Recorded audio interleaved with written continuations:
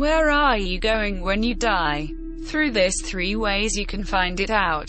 I feel that this article will probably make some people think, how on earth can anyone be sure where we're going when our bodies die? And they're right to think that. It is impossible to say for sure where we are going, as we do not really have a very precise idea of what the hereafter has to offer.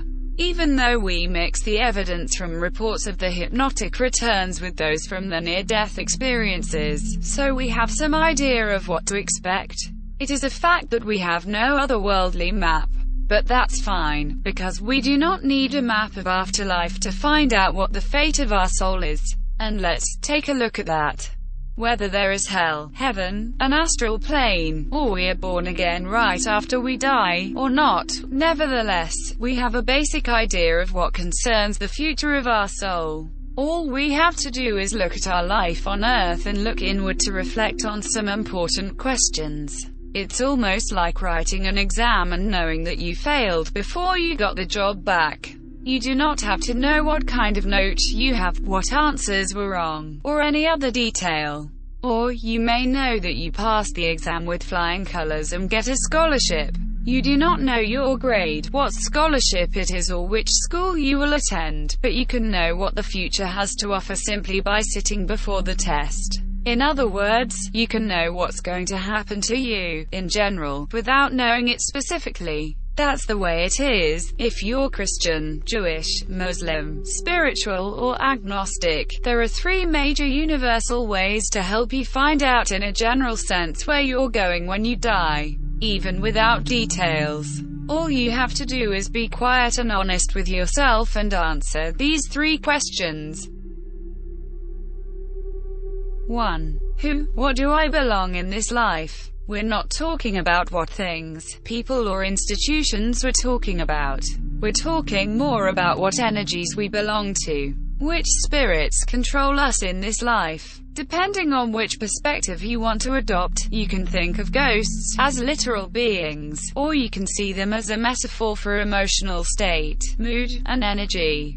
Maybe we are vengeful or have a serious problem with desire. Maybe we are addicted to lies and constantly fall victim to the spirit of deception. If your mind, body, and soul are currently in the hands of a strange energy and you are being dragged all the time, then you are hers.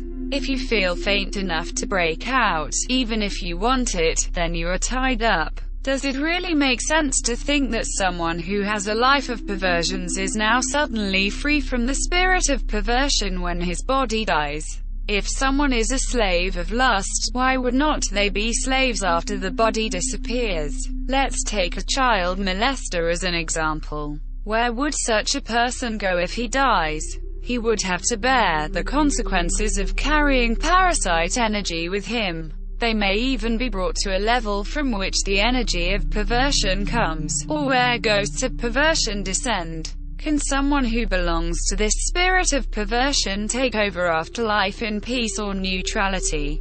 Will they fall into the hands of God, or in the hands and in the spirits, energies that they had possessed in this life?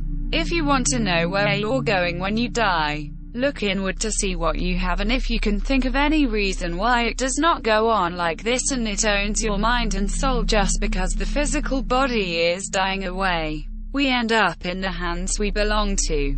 For some, this is a relief, but for others, it probably means that we have a little energetic cleansing ahead of us. But that's what life is all about.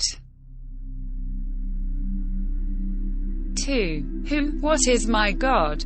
Who or what is your role model in this life? Where does most of your attention, passion and energy go in this world? What do you spend most of your time with? In what is your soul invested in this planet? The truth is that everyone has their own addictions. But there is a difference between something that leads to dependence and something that is most dominant in our consciousness. For example, someone is addicted to coffee, but perhaps also the most spiritually active person. The kind of addiction and behavior I'm talking about here is one that takes your energy from your mission and your creator and directs them toward a self-satisfied, selfish path. Money, sex and power are things that often become objects of our worship. Maybe we are even our own God. We should take a good look inside us, and take a close look at our lives and consider who or what is our God in this world. When you have identified it, think about what the afterlife has to offer, when a lifetime has been spent worshipping the object of desire.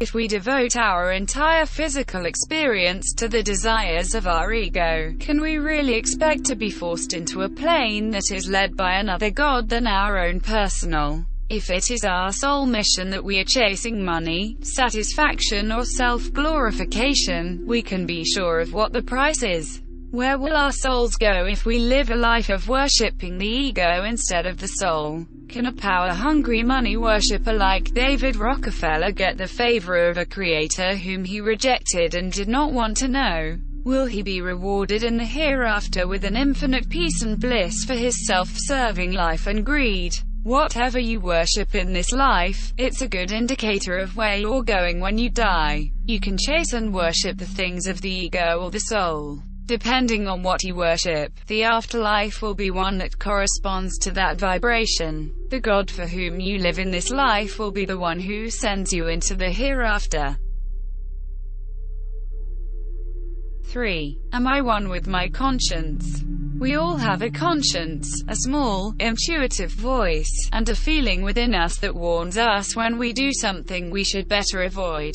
It may lead us to blame, fear, shame, or even feeling evil, if we just go ahead with the behavior and do not listen. Conscience is not just some abstract thing that has nothing to do with you. It is your soul that communicates with you. Your soul is your connection to the source or to God, the universe, or whatever name you choose. That's why it can do us so well, because it makes the pipeline perfect for morality. The mind-body ego that we become in this world is just a mask that carries our soul as we walk through this life and is often the one we prefer to live by. But in reality, our true self is one with the Creator. Conscience is not just something that belongs to you like an accessory. That's you. The ego is the accessory. Practicing spirituality means essentially returning to unity with our soul, and thus, to God. It's about becoming our non-self and our wrong by thought to transcend the self created to reach back to the harmony with our own souls. The journey is all about the transmutation of our ego to a higher self. Mostly we have the experience of feeling our soul, our conscience, if they want to communicate with us and steer us to a morally purer route. We experience it as something separate from us, as if it comes from outside. The degree to which our awareness is separated from us is the degree to which we are separated from our own soul, and thus from God. A good gauge to see how much we live as our soul is to see how our actions are in line with our gut instinct and our intuition, and to see if we are willing to give up our ego to allow ourselves to be guided by what we, the soul, tells us. The goal is for your actions to become an extension of your soul, rather than allowing the soul to just blink through the little, foggy window of the ego. If we go through life and ignore our conscience and never give ourselves time to fall, let it become part of our lives, we live literally apart from our own soul. The degree to which we ignore our conscience and see it as something coming from the outside is the degree to which we are separated from our soul. If we live as ego, alien to our soul, and block ourselves from the guidance of our own intuition, can we really expect our ego to disappear the moment we physically die? Or do we have to come back again until we learn to be led by the soul? What happens when a soul is wrapped up in the self-ego of self and refuses to let go? The spiritual world is called the spiritual world and not the ego world. If we want to live eternally on a heavenly plane in the future of our soul, it will be as a soul and not as an ego that refuses to transmute itself to unite with the soul. So where do we go when we die? We can know where we are going when we die, when we know what energy we belong to, who, what our God is, and how far we are one with our own soul. If we belong to the lust, align our lives with money, and refuse to listen to our conscience, the language of the soul, we will take a very different fate than if we belong to love and devote our lives to changing the world, and united with the voice of the soul. One will end up having to balance out karma and in additional lives to learn more lessons. The other will result in peace and goodness.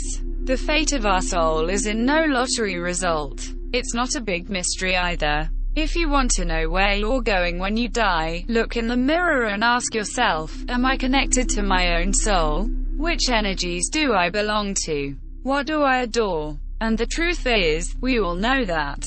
We all have a basic idea of what comes to people who live their lives in love and the goodwill of others, in return to people who live in greed and selfishness. We have a general understanding of what happens to ego-wrapped people, in return to those who go with their soul, even if we do not know it in detail. It's all about looking inward, on ourselves, to see how this applies to our own lives.